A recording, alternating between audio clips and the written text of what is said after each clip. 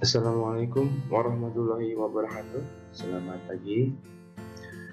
Baik, sesuai dengan janji saya kemarin, saya akan membuat video pembelajaran terkait pertanyaan-pertanyaan kalian yang belum terjawab terkait permutasi dan kombinasi, gitu ya. Jadi nanti silahkan video pembelajaran ini kita akan diskusikan pada pertemuan kali ini.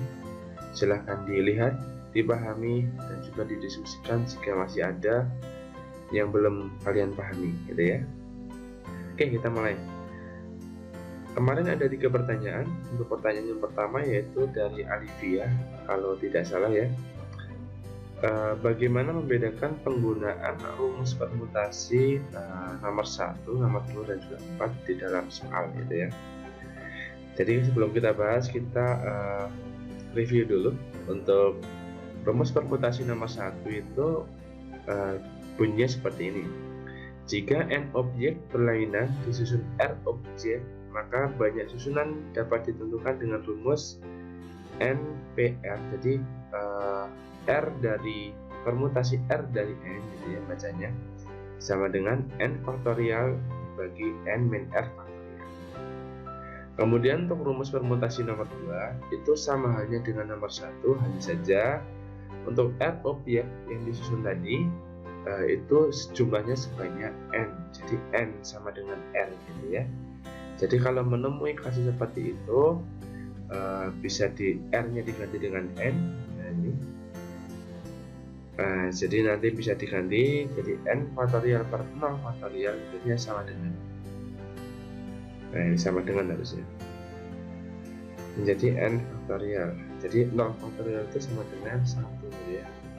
Jadi bisa ditulis ketika n-nya sama, jumlah r-nya sama dengan n, bisa ditulis seperti ini aja, permutasi n, gitu ya, sama dengan n faktorial. Kemudian untuk rumus permutasi nomor 4 ini sama dengan nomor 1, cuma ada syarat khusus di sini, yaitu bukan syarat khusus tapi kondisi khusus. Objek-objek tersebut boleh muncul berulang. Jadi r objek tadi boleh muncul berulang, gitu ya. Jadi banyak susunannya adalah NPR atau permutasi r dari n itu n pangkat r, gitu ya. Gitu. Coba kita perhatikan ketiga perbedaan ini ke dalam contoh kasus soal, gitu ya. Perhatikan untuk contoh soal yang pertama, ini R1 untuk rumus yang pertama. Tentukanlah banyaknya susunan 3 huruf. Jadi n-nya sebanyak susunannya adalah r-nya 3 huruf dari huruf-huruf pada himpunan A sampai D. Jadi A sampai D berarti n-nya sama dengan 4, gitu ya. Nah, r-nya sebanyak 3. Nah, ketika bentuknya seperti ini, bisa menggunakan rumus yang pertama, gitu ya. Nah, coba perhatikan bentuk soal yang kedua. Tentukanlah banyaknya susunan 5 huruf. Jadi R-nya sebanyak 5. Gini. Kemudian himpunan P, Q, R, S, D, gitu ya. Jadi N-nya sebanyak 5 juga. Nah, kalau menemui soal seperti ini, jumlah susunannya 5, dari objek yang diambil juga sebanyak 5, maka kita bisa menggunakan rumus yang kedua, Pn sama dengan n faktorial, karena n-nya sama dengan n, gitu ya. Atau bisa juga bentuknya bisa menyerupai nomor ini. Contohnya, 6 orang siswa akan berbaris membentuk satu barisan. Tentukanlah banyaknya susunan barisan yang dapat mereka bentuk, ya. Dari sini hanya ada keterangan 6 orang siswa akan berbaris membentuk satu barisan. Tidak ada keterangan berapa susunan, tidak ada keterangan dari berapa objek, ya. Objeknya 6 sih, nah cuma bentuk berapa susunan. Nah, kalau tidak ada keterangan seperti itu, maka tinggal gambarkan saja di sini ada 6, gitu ya, 6 susunan, 6 baris. Dari satu baris ada 6 siswa, gitu ya. Dalam satu kesatuan di sini. Jadi disusunnya juga sebanyak 6 lokasi, 6 susunan, gitu ya. Ini bisa di sini, bisa di sini, sebagainya. Jadi kalau ada soal yang tanpa ada keterangan susunannya berapa seperti ini, berarti dia jumlahnya sama dengan n-nya. Kalau ada bentuk seperti ini, maka dia menggunakan rumus yang kedua, gitu ya.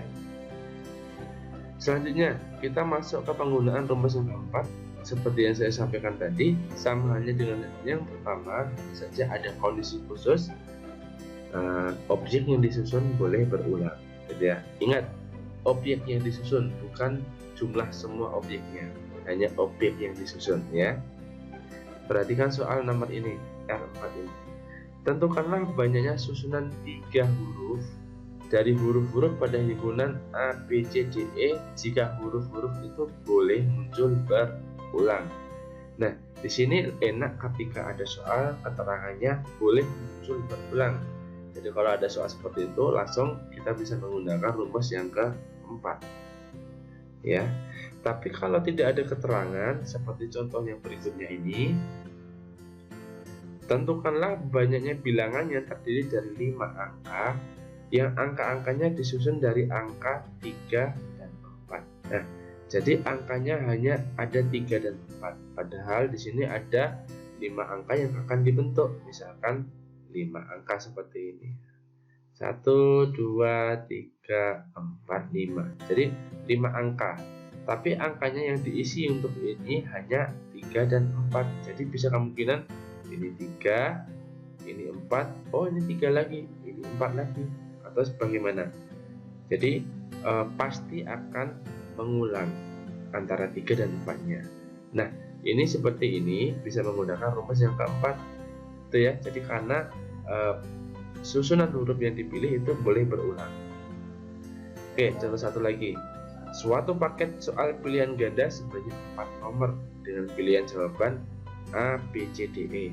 Ya, itu soal normal ya. Jadi kalau ada soal pilihan ganda, pilihannya A sampai E.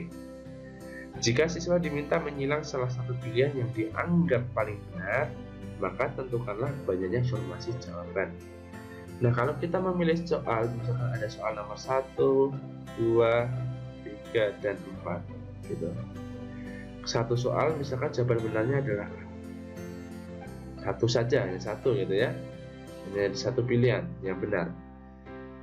Tapi ketika kita masuk ke soal kedua, bisa jadi jawabannya juga A lagi gitu. Nah, yang ketiga juga bisa A lagi atau yang lain. Intinya untuk setiap pilihan A, B, C, D, E itu kemungkinan akan bisa berulang lagi untuk pada nomor selanjutnya gitu ya. Nah, kalau ada soal seperti ini, kita juga bisa menggunakan bentuk yang keempat, rumus keempat, karena pilihannya bisa berulang ataupun susunannya bisa berulang gitu ya. Oke, semoga kalian paham dengan soal-soal seperti ini. Jadi memang soalnya bervariasi, tinggal kalian kuncinya adalah bisa mencerna soal-soalnya tersebut dan bisa menerapkan ke dalam rumus-rumusnya gitu ya. Baik, kita lanjutkan untuk pertanyaan yang kedua, yaitu dari Faiza, semoga tidak salah ya. Rumus yang digunakan pada soal pengayaan nomor 13 dan 16. Nah, saya agak lupa yang tanya Faiza atau siapa ya. Nah, semoga tidak salah, Faiza itu aja. Kita diskusikan. Soal nomor 13 itu bunyinya seperti ini. Sebuah keluarga terdiri dari ayah, ibu, dan 3 putranya akan foto bersama. Jika mereka duduk berderet satu baris, dengan syarat ayah dan ibu harus duduk di kedua ujung barisan, maka banyaknya susunan duduk mereka adalah gitu ya. Jadi kalau ada soal seperti ini, kita cek berapa sih jumlah yang mau foto. Oh, ada ayah, ada ibu, dan 3 putranya, ada 5 orang yang akan berfoto gitu ya. Kemudian di sini keterangan berderet satu baris. Kita gambarkan seperti ini biar lebih enak. Jadi ada 5 baris, satu baris ada 5 slot istilahnya. Kemudian syaratnya adalah ayah dan ibu harus di kedua ujung barisan. Bisa di sebelah kiri ujung atau bisa di sebelah kanan ujung gitu ya. Kemudian kalau ayah ibu sudah di ujung-ujung, berarti anaknya ada di tengah gitu. Oke, paham ya gambarannya seperti apa? Nah, kalau ada seperti ini berarti kita ada dua kasus yang harus kita kerjakan. Pertama, menentukan susunan untuk ayah ibu tadi. Jadi dua tempat, dua tempat. Jadi ada dua susunan. Kemudian bisa diisi ayah atau ibu. N-nya juga dua, gitu ya. Nah, kalau ada bentuk seperti ini karena dua tempat diisi oleh dua susunan, maka kita bisa menggunakan rumus yang kedua tadi. Nah, yang ini karena N sama dengan R-nya. Bisa menggunakan Pn sama dengan N faktorial. Jadi P2 karena 2 ya, 2 faktorial, yaitu 2 susunan. Kemudian punya anak, anaknya sebanyak 3. Dan di sini juga ada 3 susunan yang harus kalian bentuk di sini ya.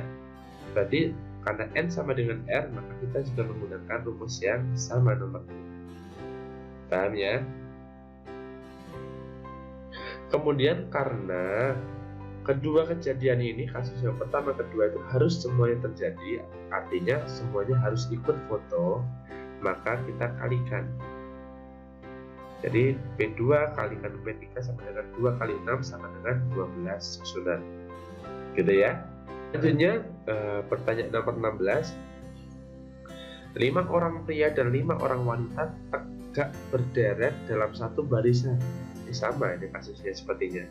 Jika pria dan wanita harus berselang-seling, maka banyaknya formasi barisan mereka adalah, nah, kita gambarkan. Berarti kalau ada 5 pria dan 5 wanita, berarti ada 10 slot. Syaratnya adalah pria dan wanita harus berselang-seling. Nah, ini pria wanita ataupun wanita pria dan seterusnya ya. Nah, kalau ada kasus seperti ini, karena tidak ada syarat pendampingan dan sebagainya, maka kita jadikan dua kasus. Pertama kita cek yang kasus pria dulu, jadi ada 5 slot yang harus diisi. 5 slot yang harus diisi, misalkan seperti ini ya.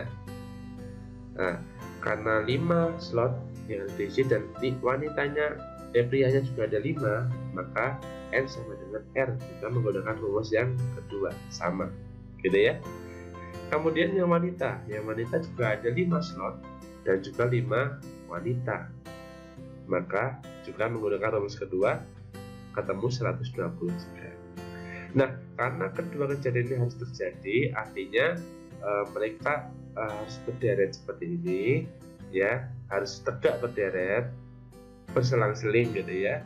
Maka kita kalikan menjadi 14.400, gitu ya. Oke, kita lanjutkan soal yang terakhir dari Galuh. Sepertinya Galuh kalau nggak salah.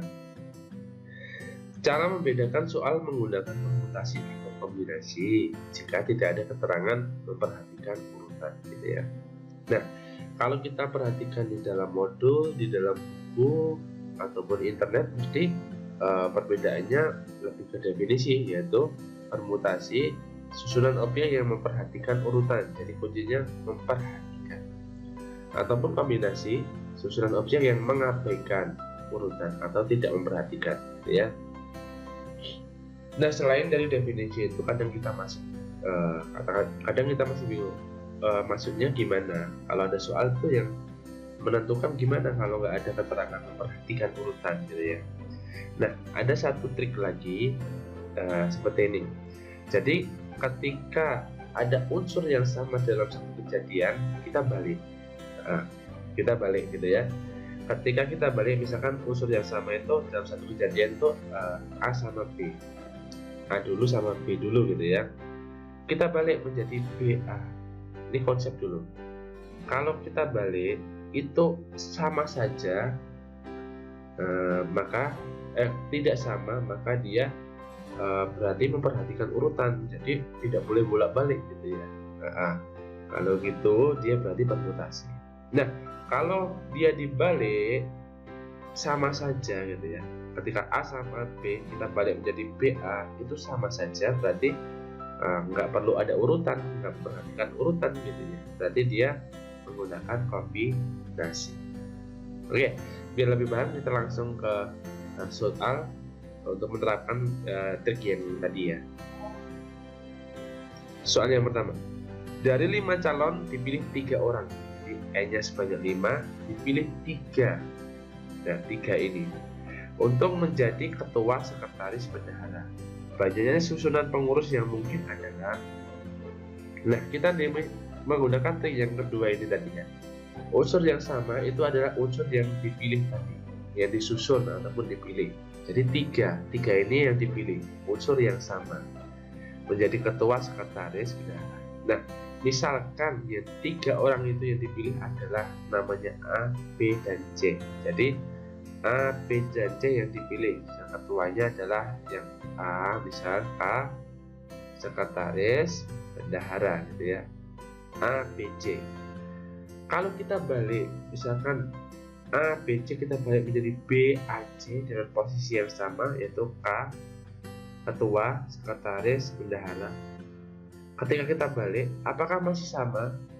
Oh, ternyata tidak. Ketika yang pertama kita ketuanya adalah A, yang kedua dibalik ada ketuanya B, ataupun dan sebagainya. Baliknya bebas ya, asal dibalik gitu. Ternyata tidak sama. Nah, berarti kita memperhatikan urutan di sini ya. Urutan itu penting. Kalau memperhatikan urutan seperti ini, berarti kita menggunakan permutasi, gitu ya. Oke, next.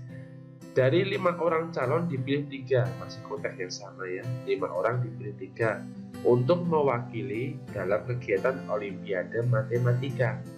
Banyaknya delegasi yang mungkin adalah ya, sama, banyaknya susunan sama. 5 dipilih 3 mewakili kegiatan Olimpiade. Misalkan yang dipilih itu unsur yang sama, yaitu A, B, C.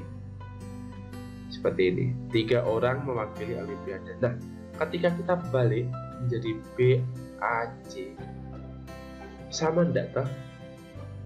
Yang mewakili sama enggak toh? Oh, ternyata sama. Mau dibalik pun yang mewakili 3 orang itu. Nah, kalau ada soal seperti ini kan, urutan tidak penting karena yang mewakili sama aja gitu. Karena sama, maka kita menggunakan kombinasi, gitu ya. Itu trik yang kedua. Jadi kuncinya adalah ketika unsur yang sama tadi kalian balik, itu masih sama saja, nggak pengaruh, berarti itu menggunakan kombinasi. Tapi kalau kalian balik itu kok beda, nggak sama, berarti kalian menggunakan permutasi, gitu ya. Itu bisa diterapkan ke semua jenis soal. Tinggal kalian pintar-pintar mencerna soal-soal yang ada, gitu ya. Baik, itu adalah beberapa pertanyaan dan solusinya. Silahkan nanti pertemuan ini kita diskusikan. Kalau masih belum paham bisa ditanyakan, gitu ya. Kita akhiri. Wassalamualaikum warahmatullahi wabarakatuh.